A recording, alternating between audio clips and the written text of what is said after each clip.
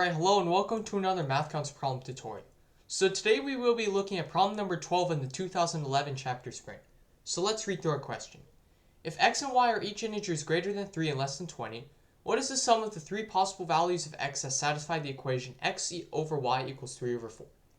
So, we see that they must both be greater than 3. So let's say that x equals 4. So then, for this to remain the same value, then 4 over y will need to equal 3 over 4. So if we cross multiply, we get that 16 equals 3y, so then y equals 16 thirds. But wait a minute, they both have to be integers. So this is actually not a solution. So I hope you can see that from this case, we can tell that x must be a multiple of 3. So we get that the multiples of 3 for x in between 3 and 20 are 6, 9, 12, 15, and 18. But, so we see that y has to be less than 20 as well.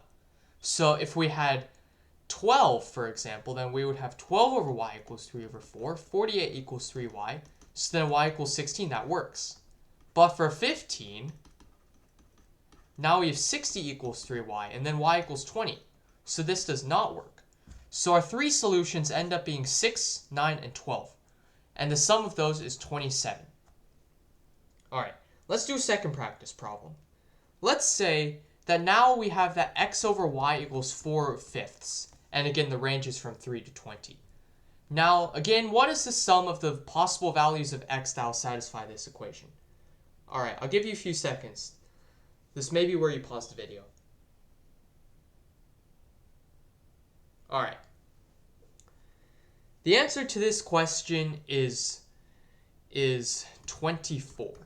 If you don't know how I got that, you can rewind the video to see how I did the first problem, or keep watching to see how I explain this problem.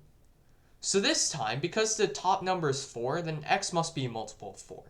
So we have that the multiples of 4 between 3 and 20 are 4, 8, 12, and 16.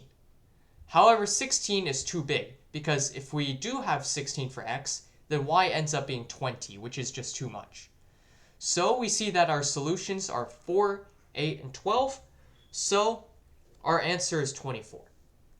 Alright, I'm going to give you a third practice problem now, but this time I'm not going to show you the answer or work it out in this video. What I want you to do is work it out by yourself and put your answer in the comment section so that I can check it later. Alright, so now let's say that x and y must both be greater than 10, so greater than 10 and less than 30. So now, what is the sum of the values of y that will satisfy x over y equals 4 fifths? Alright, thank you for watching. I hope you learned something about fractions in this video. Please like the video, subscribe to the channel, and I will see you later. Bye!